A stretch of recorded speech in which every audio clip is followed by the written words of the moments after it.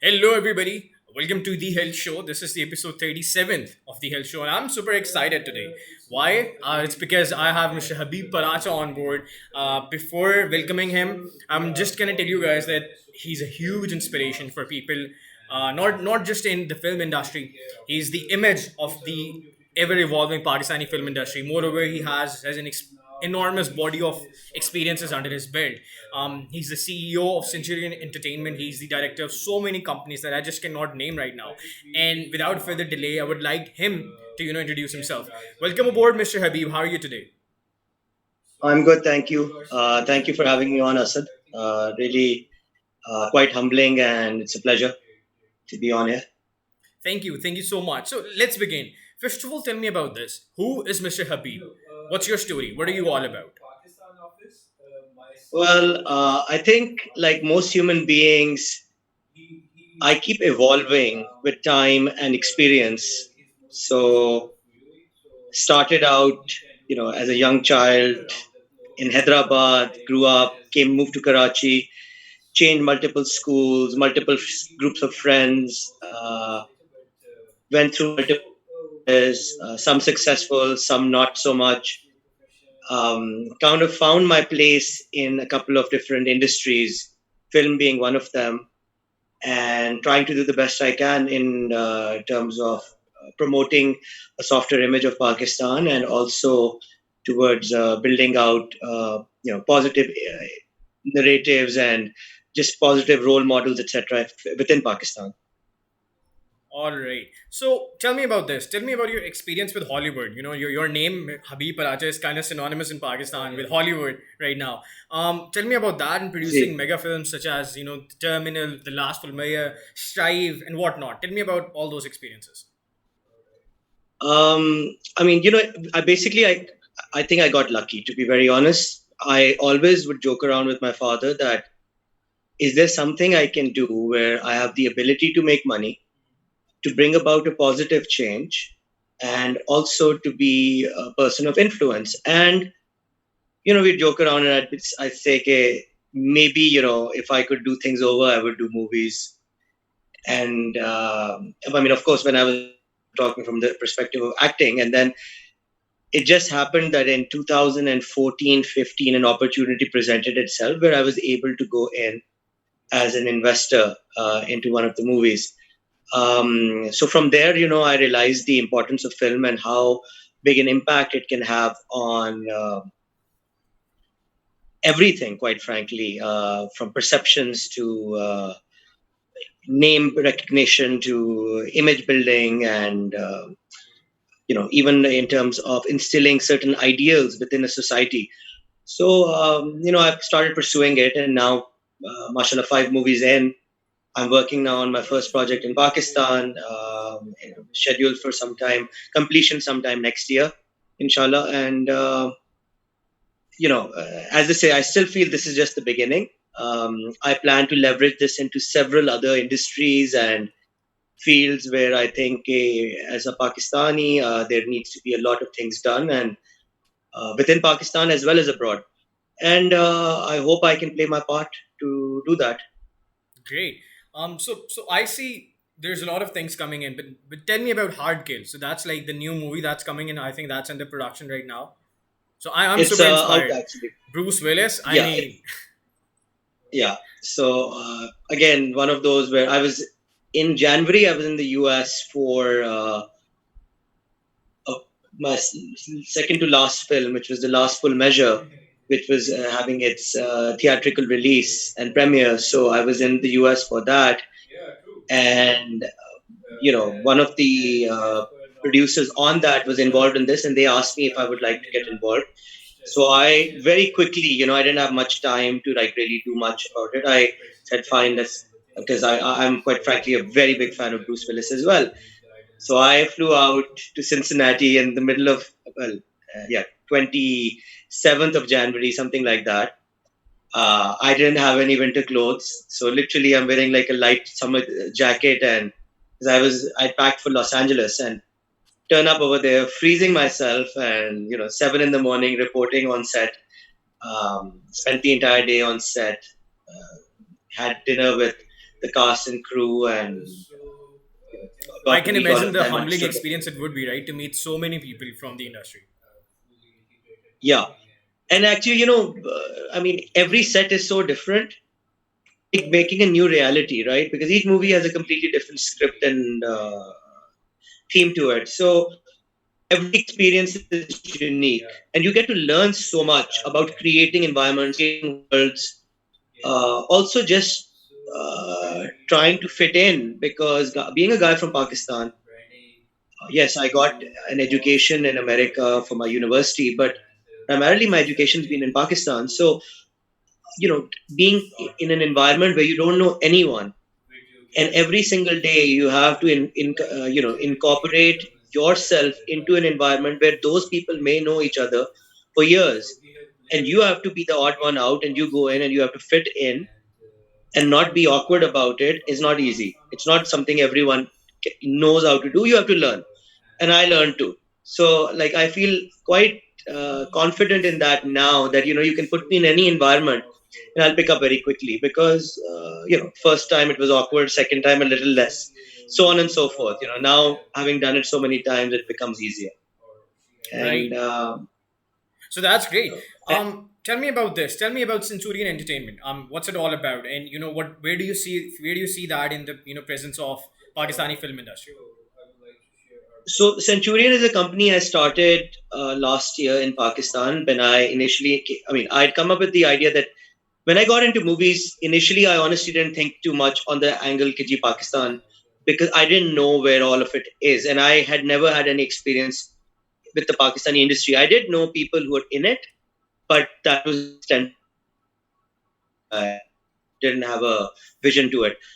When I got into it, I realized the impact that it can make, and that's where I was okay. I need to establish something in Pakistan, because whereas in America, no matter how many movies I do, I'm still that Pakistani producer who, I mean, I can become big, and I mean, I've done some of the biggest names, but You in can't be the Pakistan, I first, can be the or you can't be biggest the name. best. Yeah, I mean, my objective in anything I do, I always strive to be the best. It's a personal competition. It's not a competition against others. It's a competition with my own personal self.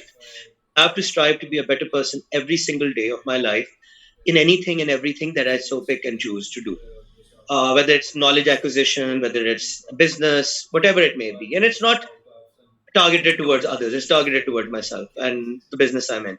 So, when it comes to movies, I also realized that, in America, because number one, I'm not professionally trained for movies. I have a degree in finance and operations management and a minor in MIS. So, I've learned a lot on sets and through people who are other producers and directors, etc. But over there, it's going to take me a very long time, because people are very professional. I've learned a lot of that professionalism from them. But in Pakistan, primarily the industry is still evolving, and there's a lot of gaps in the industry. So if I was to leverage that knowledge base and my network, etc., into Pakistan, I think I can go much further, and I can make a much bigger impact, because in the US, that industry is already fully developed. So I'm just one of maybe, I don't know, a couple of thousand producers. In Pakistan, I can be one of maybe 50.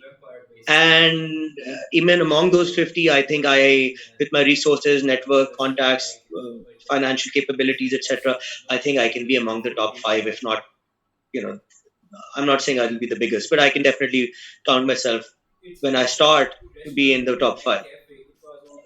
And and a big thing in that is then, of course, that where do you want the industry to go? Because this industry has the impact on the perception and mindset of our people. So I feel that if I do it the right way, I in 10 years will be playing a very large an instrumental role in how the Pakistani youth of today perceives, you know, themselves, or where they want to go as a nation, what are the values that they have instilled in them, etc. And I think that's very, very important in nation building. So Alhamdulillah, Allah Ta'ala has given me the ability, and I have the knowledge base, I have the upbringing, all of that, that I think I can play a positive role, and I would love to. So I'm So trying my best on that. that's the beautiful thing about you. That's like the best thing about you, that you want to be best at whatever you do, and that is highly depicted by the other things that you do, such as Habibullah Energy, Habibullah Minds, and all of that. And I'm coming to that later. But one of the best things is when the time comes, I'm sure I'm going to place my bets on you. Being at the top, inshallah. So we're all good. Thank We're you. all set for Thank you. that. It's my pleasure. Tell me about Habibullah Energy, Habibullah Mines, and other companies that you have. What's the story about that? So I am very fortunate to come from a family that has a very prestigious business slash political background in this country. Not at the same time. My grandfather had the unique honor to have given a blank check for the formation of Pakistan. So we are one of the families that migrated to Pakistan with money from India. We used to have offices in about 32 different cities pre-partition, and then we established ourselves. We believed in Pakistan, so we moved. Uh, our factories in India were burnt. We had a carpet factory. We had trading houses. We had a business in China pre-partition. One of our first companies is set up in Shanghai in 1932, which was a trading company. So these were family legacy companies that I kind of came into. So I'm very grateful for being born in that family and having that legacy. My grandfather was also subsequently mayor of Karachi, then ambassador to Malaysia, and he built up a very strong relationship. Before that, he built up a very strong relationship with China, because we had very strong relations with China pre-Pakistan. And he was personal friends with Chu Enlai, the first premier of People's Republic of China, and then so on and so forth. When he used to host as a mayor of Karachi, several of the dignitaries coming, was hosted by him at the Frere Hall. I have photos of the 60s with him hosting and leading the procession, and having in the Chabutra at the Frere Hall in Karachi, the event for her. So, I believe very much in legacy, where in terms of everyone has some strong points, and that's Allah Ta'ala ki den. Someone can be born with good looks, someone is going to be born with money, someone may be born with intelligence, someone may be born with a family legacy, and everyone has an advantage in life, and that's God given, right? It's for us to then understand what that advantage is and how to leverage it to benefit and further ourselves. And it's not an equal advantage to everyone. That's again Allah Ta'ala ki marzi. मैं तो यही कहूँगा. मतलब, so हमें कभी, we should never look beyond ourselves to see कि जी someone else has an unfair advantage.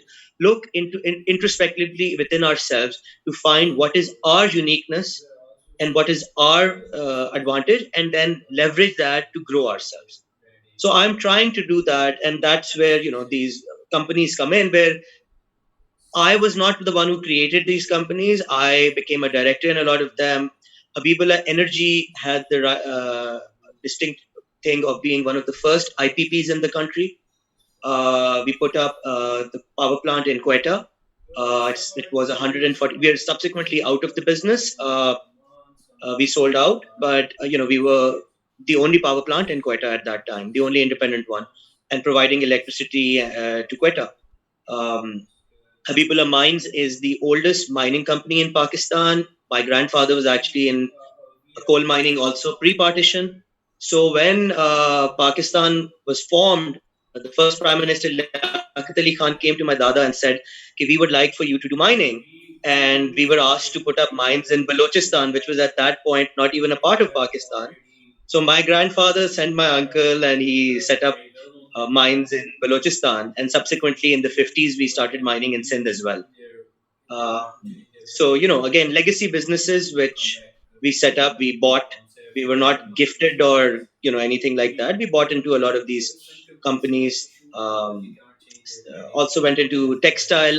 That didn't work out, unfortunately. But at one point, we had one of the largest textile mills in Pakistan, in Karachi site. And that chalk is still known as Paracha chalk in site because of the textile mill that was set up by us. Wow. So, So this is legacy we're talking about, and I'm so like proud of this. But tell me about this. How do you manage, being a CEO, being director of so many companies, and then being a producer for films and Hollywood and Pakistan? So all of that. So obviously, you have 24 hours a day. How do you cope up with that? well, honestly, good question, because there's something I keep asking myself at times, and at times I do want to run away because I'm a creative mind, but I'm also I have a very strong mind, so I need to keep busy. If I'm not busy, I start getting depressed.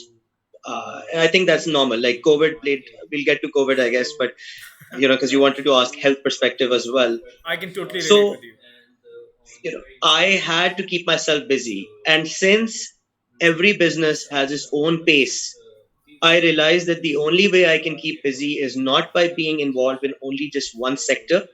It's by putting on so much on myself that I don't have free time to get into mischief or let my mind wander.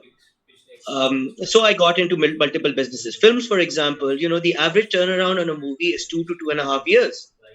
And I can't possibly do a movie and just keep waiting around for 2 years for it to be completed. So when I got into films, it was that I have to take on multiple projects, and at the same time, I had other startups, other businesses, which would take my time. So it was that I was doing a bit time management on the perspective of, okay, in a day or maybe in a week, more likely, so many hours are going to go into this, so many hours are going to go to this. So time management becomes very critical, and I try not to waste my time. One of my resolutions for my birthday, which recently passed, was that I'm going to manage my time even better. Where if I'm on calls with, even if it's work calls, and if it's, you know, if we're kind of moving away from the point that is under discussion, I need to end the call, because it's very easy to go on and on. But, uh, you know, uh, time management is critical, because we only have so many hours in a day, and more importantly, we only have so many days in our lives. And there's a lot that I would love to get done in my life. I have a mission, I have a vision, I have a goal that I have in my mind. And for that to be achieved, I have to manage my time very, very meticulously. And the minute people are wasting my time, without being rude, I have to figure out a way to kind of cut them off. Not in a way that I'm cutting them out of my life, but cut them off from a time saving perspective. Because everyone, unfortunately, does not have the same goals and visions. So some people, you know, they may have a lot of free time because they enjoy that. I actually really, really enjoy working and achieving things. The biggest success factor I feel is when I complete something. And when I complete something, it's not that I'm just going to go out and celebrate. It's like, okay, on to the next, because my mind enjoys that success. So, whether it's a new company, whether it's a new venture, whether it's a new movie, whatever it may be, the minute it's done, I'm already thinking, okay, what's the next one? So that's just how my mind works. And, it's that goal oriented, where it's like I enjoy the success. So for me, it's like personal goals. Okay, I have to do better and better. So it all comes down to that. If I have a successful venture, I'll say, okay, this is done. Now move on to the next thing. Now move on to the next thing, whatever it may be. Once it's established, if it's running well, it doesn't require my time, I'll move on. I'm not going to micromanage. I'm not going to try and create influence or importance of myself unnecessarily when it's not needed. And if I feel that I can utilize that better elsewhere. So how do you cope up with so much? Like obviously you have to lead a member base of so many people, and then movies. So there's a lot of stress involved, right? So many companies, so many people, so many things to do. How do you cope up? Like what's your free time? What do you how do you stay mindful? Honestly, for the longest time, it used to be watching movies. Now that I'm a producer myself, gradually what's ended up happening is that, because I do a lot of critical thinking, and the problem is now every time I see a movie, I'm not enjoying it, I'm taking out the faults. I mean, that's become my business, right? So the best thing I've found recently, of which I do when I'm wanting to just relax or have some downtime, obviously once in a while, travel. I love traveling, because and always traveling to new places, because again it's that critical problem solving mind of mine that when I go to a new place and I don't know anyone or anything, I have to quickly adapt and I have to very quickly problem solve and realize every single thing, from what is the food to what is the language barrier to where am I going, how am I going to find a taxi, how am I going to get to the hotel, where am I going as a tourist, whatever I'm doing, every single thing is a new calculation in my mind. I really enjoy that. I've been to about 48 or 49 countries. I try to do 5 new countries every year. This year has been the rare exception because of COVID. I've not been able to do that. But I really enjoy that. And the other thing I've really started enjoying is watching self-learning stuff like on YouTube, a lot of documentaries, or like TED Talks. Sometimes I love watching nature shows. They don't have to be animal based. They can be, geography based, like for example based on volcanoes or things like that, or something about the earth, learning, because again it's all of the visual stimulation that I'm getting out of it, that I get out of traveling. So in the now, since I wasn't able to travel, my brain wandered to a lot of these type of documentaries and series like that, Wow. and So I found so them very very informative as well, and I really enjoyed them, quite honestly. wow. So you've gradually become a problem solver, right? So you're solving problems all day long. So that's perfect. That's like Basically, that's beautiful. basically. Tell me about this, I Mr. mean, Habib. as Yeah, a please. businessman, one of the main things you do, you end up with problems every single day. And that's, your success is determined by how quickly, it's not that you can avoid problems, Hmm. it's how quickly you solve the problem. It's the presence of mind that is needed, and being able to take decisions very quickly.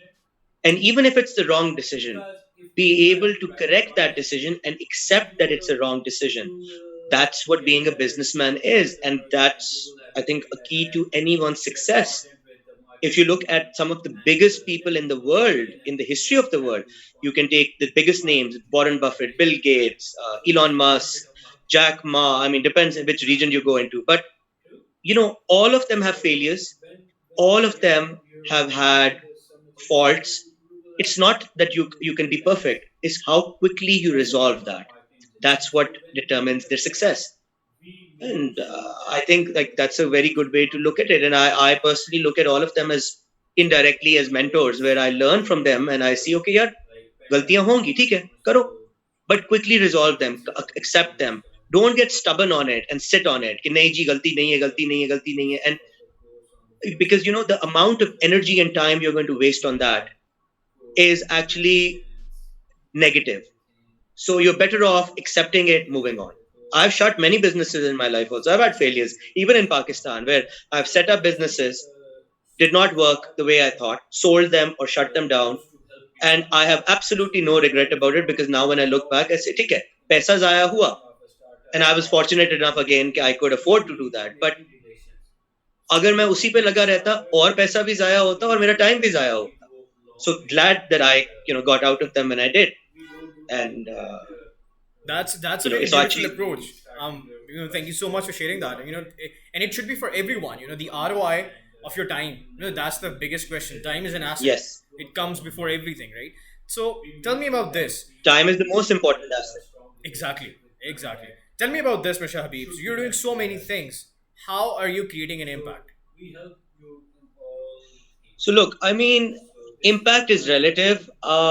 My concept of impact, again, like I said, is going to be primarily through movies to start, or shows or whatever media, because I've realized how important a role it plays in terms of social engineering, in terms of building narratives, in terms of even within our own people, teaching them the right moral, ethical values to be a functional, responsible society. So, I think the biggest impact I'm going to make is going to be through film. And then I have some other ideas that, I mean, certain things I want to do based on the family legacy. Politically, I feel that there is a requirement. I won't get into that because this is not a political debate. So I don't want to get into that really. But uh, I think there's a lot that needs to be done for Pakistan by Pakistanis like myself and others. And, until people like us who have everything, who have the vision, who have had the exposure, who have had the financial resources, you know, pretty much everything, honestly, alhamdulillah, like if people like us don't do it, who's going to do it? And if we are not going to stand up and be role models or create a positive environment within our own country, why do we expect someone else to do it? So when it comes to impact, I say lead by example. सबसे पहले, I try my best wherever I can. I engage a lot with our younger generation of Pakistanis. Some of my startups have a lot of young Pakistanis who are, very capable people, and some of them just needed like a helping hand, not necessarily in terms of money. Also, some needed just the influence. Some needed like the right doors to be opened. Some in some cases, it's film related. In some cases, it's other industries where I think I can help place their products internationally. So, I'm creating alliances, I'm creating partnerships. It's not all for free. I'll be the first one. I don't take money, but I say I'll be a partner in those businesses. Like if there's three people, I say, guys, consider me the fourth. Okay. And I'll help your business grow. And if you see that value, if you see that I can do it, it's not you give it out to me in the upfront. If I deliver on those things, then I deserve, something for that effort because I have to put in my time and my network, which doesn't come just like that. It's built over time. So I'm trying to build that impact. How successful I'm going to be, that Allah knows, and time will tell. So, but I assure you, I'm going to give it my best and continue to do so. That's one thing I'm also sure about. Thank you, Mr. Habib. Tell me about this. Let's talk about self awareness. So I'm very curious about this. I ask almost all my guests about this. What do you think about this? How can somebody be more self aware, in your opinion? In what way precisely do you mean? So getting to know about what somebody wants to do, why is he or she here for, and so just Okay, delving deep down into themselves. sure. So look, I mean, I'll be the first one to admit it's never a right answer, because as a human being, what you like today, you may not like 5 years later, and that's okay. It's perfectly normal. I have gone through so many transitions in my own life, in terms of my friends, in terms of what my likes are, even like to the extent of what my favorite color is. That can change, right? I mean, it has changed. So it's okay. The first thing is to be able to accept yourself and the changes, I mean, within yourself, to your likes and dislikes, your hobbies, your perception of people, your, uh, you know, whatever business it may be, etc. And the best way to do that I've found, is kind of number one is to take some time out to self reflect away from people. The most therapeutic thing you can do is actually take a bit of time where you are completely away from everyone. That is basically get out of your comfort zone. So it means away from family, away from friends, maybe even perhaps take the initiative to travel once at least in your lifetime completely on your own, because that is going to really make you explore your own personal self and make you understand yourself away from all the distractions, which we all love our families, but it does become distracting. We all love our friends, but they do become distracting. And finally, you will realize that, gee, what is it that you yourself like? Sometimes you're so involved in all of those things that you forget about yourself. And when you say self awareness, that's the best way to do it. Take some time out on your own, whether it means meditating, if you look at our religion also, Islam specifically, even our Prophet, sallallahu alaihi wasallam, he used to go and meditate all on his own, away from everyone, in the in the hills.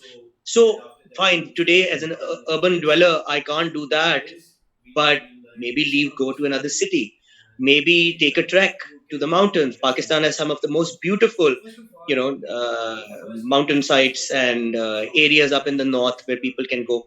It's not very expensive, also. You can't go do that. Maybe travel somewhere into the interior of Sindh or Punjab, you know. depending on people's circumstances, I can't give one answer. But I think it's a compulsory thing people should do, because that's when they're going to realize their own likes, dislikes, and they'll really grow as a human being. Great. Thank you for sharing that, Mr. Habib. Tell me about this. Tell me about the future of Pakistani film industry. Where do you see the future of Pakistani film industry and why? So, it's a question that I've been asked quite a few times. Pakistan's film industry is still in its infancy, but we do have a lot of issues. And the reason for a lot of issues, primarily a problem that I've found as well, is that, you know, either we're trying to do too much, or we're just not connected to reality. The industry is primarily determined by the quality of our writers, which, at least right now, in my experience, I'm not generalizing here, in my experience, the quality of our writers is not very good. And that's why, if you look, primarily most of our movies, Pakistani movies or drama series, all rotate around more or less the same theme. We need to get better than this, guys. Like, seriously. I mean, we need better quality of product, better quality of scripts, better quality of production, and sometimes that means taking in less money. But you take in less money, but you do more projects. Unfortunately, what happens is, because everyone is doing like me. I mean, I'm working on one movie right now, right? It's taken me over a year to just working on the script, and I think inshallah in another week or so we'll have a draft of the script almost ready to go. So I understand it takes a lot of time, but we need to have more creative writing courses in this country. We need to have more writing workshops, so that people start writing, and scripts should be available to a producer like myself. Ki ji, okay, ji available hai. Now you pick and choose. Currently, it's such a tedious process, because I have to get involved from development stage all the way till the end. Whereas when I'm working in the US, I get pushed probably a dozen scripts a week, and literally I can pick and choose even if I want to read them. And people write because they like writing. People write because they have an idea, or they think something that needs to be written about. And then if it's something that is script worthy, there's so many novels that are converted into movies in abroad. Pakistan doesn't have too many Urdu novels. If you look at it, I quite frankly, I don't know the last one that even came out. I'm not a big reader of Urdu novels, but I'm just saying. I mean, maybe if you can correct me if you know of any, it's just not out there. Fiction writing doesn't exist to that degree in Urdu, and even among the English writers of Pakistan, there's a few who are good, but their work is very limited. So the only way our industry is going to evolve and develop is when we have good quality of writers.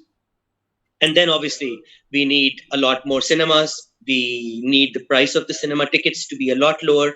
They're not affordable at their current prices. I had this conversation with people in the industry, and they're looking at it, because at 1,000 rupees or 800 rupees, it's not affordable by the masses. Exactly. So You know, I completely agree with you out there because we have like a lot of problems that need to be fixed before we move on to producing blockbuster films. yeah. Tell me about this. Since you're at the health show, and I'm super proud that you are, please tell me about this. How do you keep yourself healthy, and what would you advise to the audience?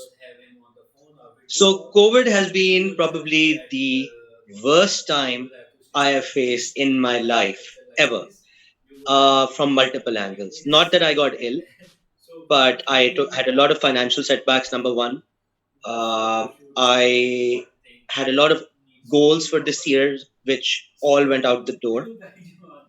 Went for a six, literally.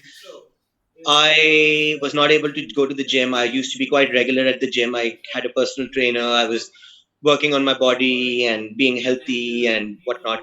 All went for a six. So it's been probably mentally the most stressful time in my life. And it's not been easy to overcome. I mean, if you look even in the United States, I believe I was reading a number day before yesterday that the rate of depression in the United States has tripled during this pandemic for different reasons, of course, not only because of the pandemic, because financial issues come. So I'm sure Pakistan is going through similar things. And I personally have gone through partially through something like that and have overcome, alhamdulillah. Like, I did not leave my house for 4.5 months. I had no human interaction outside my family for 4.5 months. I literally, my exercise was leaving my room to go to my lounge or my kitchen and back. So it was very unhealthy. And now with, the numbers having subsided, I am restarting. I've gained a little bit of weight. I was careful of that because I knew that's going to happen. So I was watching what I eat primarily. I do that. I try to eat healthy, not too much oily food, not too much fried food. But that alone doesn't. You have to exercise, and it's something, it's also good because it releases a lot of endorphins, which is a natural happy drug. So I'm trying to get back into that, and I'm finding it a little difficult because being lazy after 5 months, it's not so easy to get into a routine because I've become so comfortable sitting at home and just doing everything from home, running all my business from home. It's like getting out of the house and going somewhere is tough. Getting back into that kind of a routine on a daily basis has become a little difficult for me, and I do find it a bit tedious. But trying, and I'll get there. It's going to take a little bit more motivation. Um, but when I start seeing the health results, when I start seeing my physique is going to improve, etc., obviously that's the biggest motivator. Um, so I'm hoping I can get back into it in the next couple of weeks. And you would, inshallah. I hope so as well. Tell me about this. So, this is the most exciting question of the health show, and it's this, Mr. Habib. If you had all the time in this world, if you had all the energy in this world, and if you had all the money in this world to do anything to keep yourself healthy, what would you do and why? To keep myself healthy specifically, honestly, I think travel more. Because funny thing, whenever I go to a new city or place, uh, by default, my exploratory kind of creative mind wants to see everything. So I end up walking all over. I'll wear like the most comfortable trainers and I'll just walk and walk. And there've been days where I've walked 16, 18 kilometers.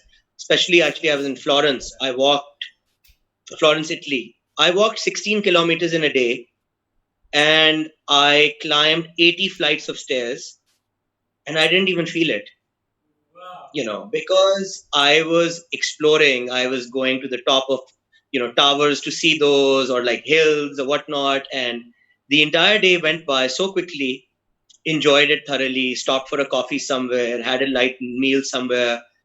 And, it was very, very enjoyable. And it was very healthy as well, because if you tell me right now, okay, Habib, get out of your house and walk 16 kilometers, I'll say no. But I did it, and I did it so comfortably. And I woke up the next morning and I had a little soreness in my legs, of course, to be expected. But it didn't stop me because I had so many other things I wanted to see and do that I continued. So, yeah, I mean, travel would definitely be on the top of my list. So that's something very amazing. And I haven't heard this much from so many people out there. So tell me about this. Coming back to self awareness, Mr. Habib, if I may ask you, what's your age right now? What would you say? I'm 43. So you're 43 years old. If I were to tell you, go back and you happen to meet your 24-year-old self, what would you tell Mr. Habib of 24-year-old self, that guy? What would you tell him and why? Huh. Okay, so, you know, again, there's never a right answer, but based on my experience, I think I would tell a younger version of myself to be more bold, explore more, take more risk. Because I think one of the major advantages of being young is that you recover quickly from your mistakes, or you're able to, because you have time on your side. So, you know, a lot of us take the safe route. And in some ways, I did too. I graduated. I had a brilliant job offer in the United States. I didn't take it because at that time I came back. General Musharraf had just come into government. I came back with a very positive image for Pakistan. कि जी, Pakistan को build करेंगे, and I did whatever I could, of course. But Pakistan unfortunately runs in cycles. Maybe if I'd stayed there, I would have, had a completely different trajectory. Uh, I felt that this, where I felt, Pakistan being my home country, and Karachi being the city I've grown up in, I felt more comfortable coming here. Maybe that comfort was not the best way to be, because now, as I've gotten into my middle life, I'm taking a lot more risk. I'm exploring a lot more. But had I done this, and I'm learning a lot more by virtue of that, had I done this in my 20s, I think I would be so much further ahead today. If not in terms of where I am, business or finance wise, definitely in terms of my experience and intellect and knowledge. Because knowledge can only be gained by acquiring it, right? And it's not going to come if you're sitting in your comfort zone. It's only going to come if you get out of your comfort zone and get out there and do things. Even if you do them wrong, you're going to gain something out of it. You'll gain some knowledge. So that's probably the best advice I'll give to my younger self. And to any young person, go out, explore, do things, uh, get out of your comfort zone. The more you get out of it, the better. Because you always have your comfort zone to come back to. And a lot of people don't get out of it because they feel it is their comfort zone, right? Uh, so I that's completely probably. agree with you there. So tell me about this. So this is a big concern for me. This is a big concern for so many people who realize the rat race. So the rat race that are the elder generations have gone through, the rat race that everybody goes through, and at the end of their life they regret it, obviously. So the rat race is all about working 9 to 5 and just doing what you have to do because you have a lot of responsibilities and you have to earn a lot, and not pursuing what you actually love to do. So tell me about this. If you were to give, advices for freedom, financial freedom and financial success, what would you say and why? So look, I mean, I'm lucky, honestly. Alhamdulillah, I can't place myself into the shoes of someone who has a completely different environment, but I can sympathize with it. The biggest thing is that be practical. And when I say be practical, I mean कि जी, in terms of career choices. Um, you know, there are a lot of now creative ways where one can make money. Maybe they're not the most prestigious places to make money or things to do, but one can still be a success. So, when you say about pursuing your dreams, I fully endorse that. If you're really good, but if you're really good, first of all, be critical enough with yourself to evaluate that. It's like, I have friends who wanted to be musicians. Some have become very, very big musicians, others not so much. But partially it's because of the opportunity, and partially it's because of their own talent. And the same is applicable to any field. Someone may be very, very good with wood and wants to be a carpenter. Okay, be the best furniture designer that you can be. Someone may be good with clothes. Okay, go ahead, do clothes. Society in Pakistan, unfortunately, puts a lot of labels and a lot of taboos on certain segments. कि नहीं जी ये नहीं करना, तो क्यों नहीं करना? पैसा कमा रहे हो, अगर कमाओगे कर लो. ठीक है, मैं ये कहूंगा कि उसके साथ साथ get a professional degree so that you have a backup if nothing else.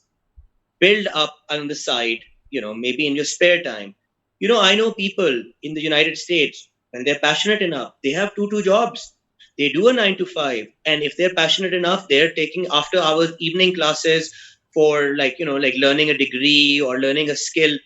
So it's also a matter of time management. Then you have to prioritize. Then hanging out with friends, going for a dinner, going to the beach, have to take a step back. and things that are priorities in your life, that you as your own self want to do for yourself as a goal in your life or an ambition that you may have, has to be prioritized. Today, I think the generation today is very lucky. I grew up at a time when the internet was just coming about. I remember getting my first laptop late 90s, and it was a very big deal. Today, everyone has a smartphone. They have a computer 10 times faster than I had my first laptop, and they have access to the internet and every kind of course available for free. Go onto YouTube. You want to learn about carpentry, you'll get 200 courses. You want to learn about production, filming, plant agriculture, anything under the sun. Okay, you can find it on the internet. So it's not even that much a matter of fact of money anymore. If you want to do it, there are ways today available, and you can start small. You can start, in your neighborhood. You can start with the friend's house, whatever it may be, and build up from there.